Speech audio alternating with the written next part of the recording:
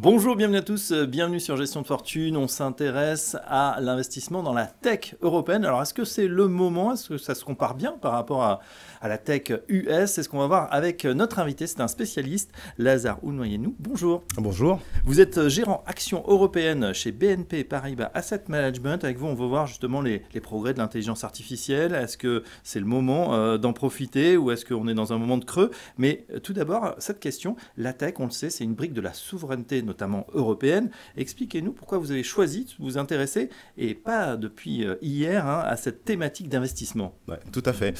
La souveraineté européenne, c'est un débat qui prend beaucoup de place en ce moment dans l'espace médiatique. Mais il ne faut pas oublier que la volonté de l'Europe d'être indépendante et plus forte ne date pas d'hier.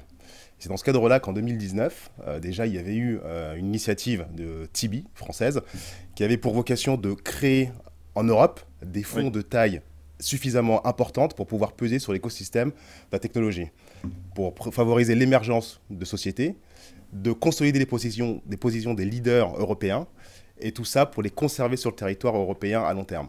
Et donc c'est dans ce cadre-là qu'en 2019, BNP Paribas Asset Management a lancé une stratégie pure européenne qui était initialement investie sur des sociétés américaines et européennes, et qui depuis 2024 s'est repositionné et désormais investi uniquement sur des valeurs européennes, sur toutes les tailles de capitalisation boursière et sur toute la chaîne de valeur technologique. Alors justement, on rentre un petit peu dans le vif du sujet, on en parle beaucoup depuis 3 ans maintenant, c'est l'intelligence artificielle. On a l'impression que l'Europe n'a pas pris cette vague, en tout cas jusqu'à maintenant, et qu'on est en phase de rattrapage. Expliquez-nous. Tout à fait.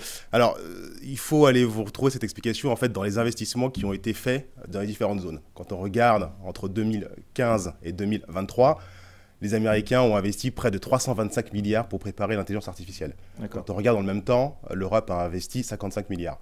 Donc, bien évidemment, ce déficit d'investissement pèse quelque part sur la capacité des sociétés européennes à profiter du boom de l'IA.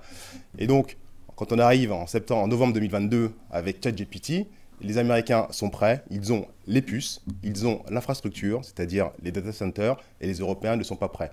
Et donc, cette première vague de l'IA, elle a bien évidemment profité aux sociétés américaines qui étaient prêtes justement pour l'aborder, et les Européens étaient un peu en retrait. Sauf que maintenant, nous rentrons dans ce qu'on appelle la deuxième phase de l'IA, c'est-à-dire que maintenant que l'infrastructure est dessinée et prête, il faut intégrer l'IA dans les entreprises. Et c'est dans ce cadre-là que les Européens ont une carte à jouer, parce que les sociétés de services informatiques, elles, vont pouvoir aider les entreprises à intégrer l'IA dans leur structure. D'accord, on dit que c'est l'ère du software aujourd'hui, ça va être la remontada européenne?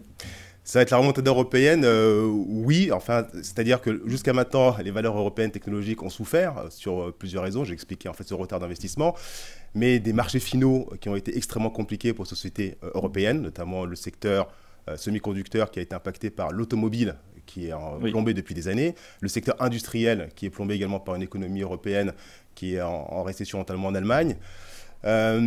Et donc, ces marchés finaux qui ont atteint des points bas devraient rebondir dans les trimestres qui viennent. Et c'est déjà un discours qu'on entend chez quelques acteurs, notamment Infineon, ST Microélectronique,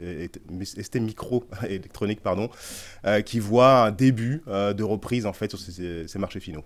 Très bien. Dans l'autre temps, Lazare, c'est vrai qu'on a peut-être du côté des États-Unis un effet un peu gueule de bois sur l'intelligence artificielle. C'est vrai qu'il y a eu beaucoup d'investissements et finalement, on est en train de se poser la question sur ce retour sur investissement. Qu'en pensez-vous? Alors, tout à fait. Alors, plus que de gueule de bois, je parlerais plutôt de digestion. Pendant plusieurs années, il y a eu des investissements massifs qui ont été consentis sur l'intelligence artificielle, avec des progressions boursières qui ont été également très très fortes.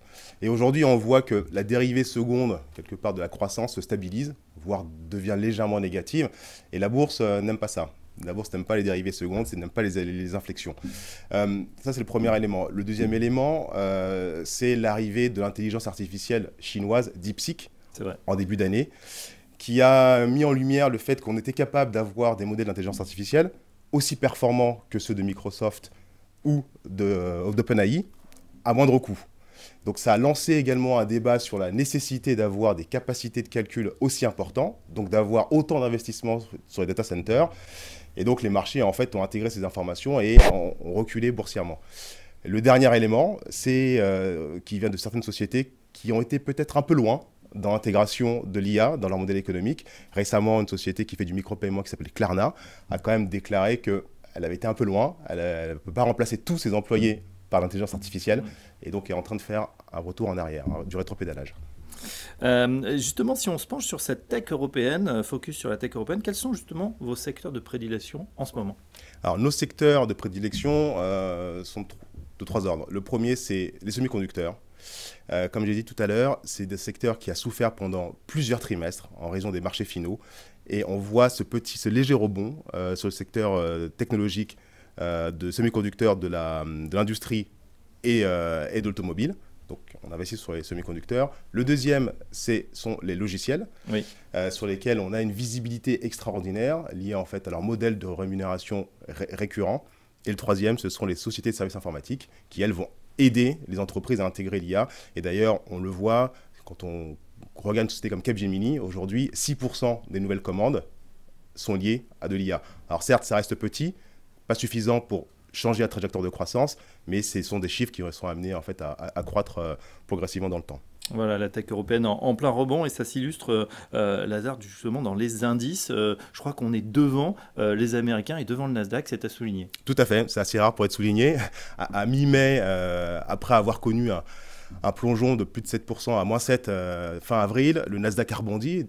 On est dans le territoire positif, donc à mi-mai, on est à 1,5-2% de progression depuis le début de l'année, alors que dans le même temps, le MSCI Europe IT, lui, est à près de 5% à mi-mai, et notre stratégie tech pure européenne affiche une performance de plus de 8% depuis le début de l'année. Ouais, voilà, belle performance, hein, même si les performances passées ne présument pas des performances futures, et puis qu'on a eu des très belles années sur le Nasdaq. On se souhaite la même chose, en tout cas, sur cette tech européenne. Merci, Lazare Ounayenou. Je rappelle que vous êtes gérant Action européenne chez BNP Paribas Asset Management, et à très bientôt sur Gestion de Fortune. Merci à vous.